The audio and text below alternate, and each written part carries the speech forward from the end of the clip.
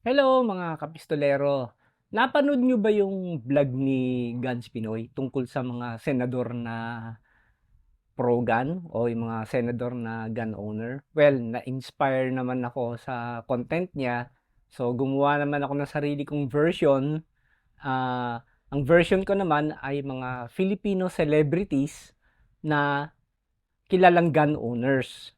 Yung mga artistang Pilipino. So, wag na natin patagalin. Simulan na natin.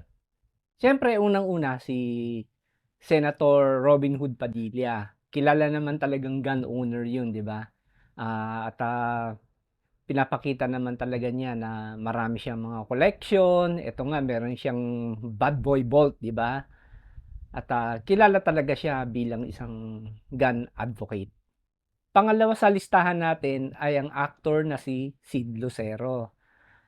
Nakikita naman sa mga ibang post sa social media na talagang ano siya, gun advocate siya, no? At makikita mo sumasali rin siya sa mga shooting competitions. And responsible gun owner talaga siya. Pangatlo sa listahan natin ay ang actor na si Luis Lucky Manzano. May video nga siya recently, 'di ba? Parang medyo joke-joke pero alam mo naman si ano si Sir Lucky medyo mabiru talaga 'yon. Actually si Sir Lucky Manzano ay nakasabay ko dati 'yan sa Camp Crame sa pagkuha ng LTAP. Hindi siya suplado, ang bait nga niya binati nga niya ako sabi sabi ko nga, "Hi idol." Hi po sir." Gumanon naman siya. Well, sumunod sa ating mga celebrity na gun owner ay si Mr. Ryan Agoncillo. Ayan. At nakita ko nga siya nung last gun show sa Tax Expo. Nakita ko siya doon. Nasa booth yata siya ng Spinelli. Mukhang bumili yata ng bagong unit. At syempre, hindi naman mawawala sa listahan si Idol, si Coco Martin. At sa research ko, may mga binili yata siyang unit sa PB Junicio. I think CJ daw, tsaka Beretta, tsaka nakalimutan ko na yung isa eh. Ah, Gun owner talaga siya, si Coco Martin. Siyempre, yung mga nakikita natin sa Batang Quiapo, yung mga ibang moves niya, ay for cinematic purposes na lang yon. Next sa listahan naman natin ay ang actor na si Matteo Gudicelli. Alam naman natin lahat na isa po siyang reservist.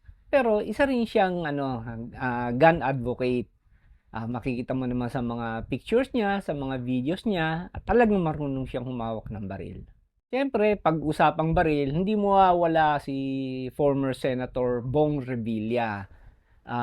Alam naman natin na gun enthusiast din siya.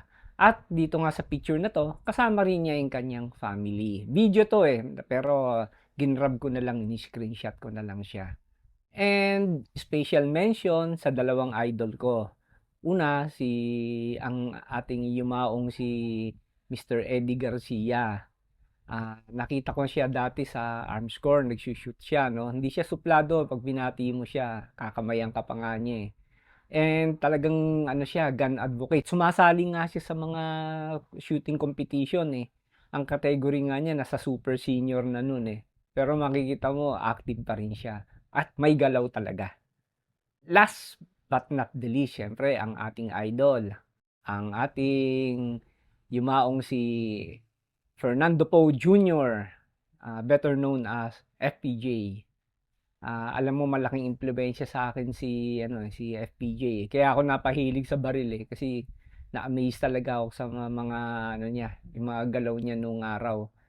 Biro mo 1911, 'di ba? Kaya nga ang first gun ko is 1911. Ay, sorry, hindi kasali 'yan.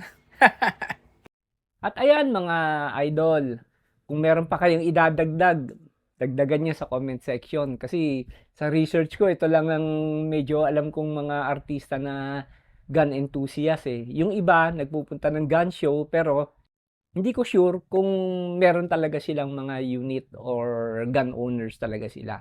Kung may alam kayo, feel free to comment. At maraming salamat sa inyo sa pagsubaybay po ng patuloy sa aking mga vlogs. Sa mga hindi pa po nakakapag-subscribe, please mag-subscribe po tayo. At mag-follow po sa aking Facebook page. Hanggang sa muli po mga kapistolero, kwentuhan ulit tayo. Bye!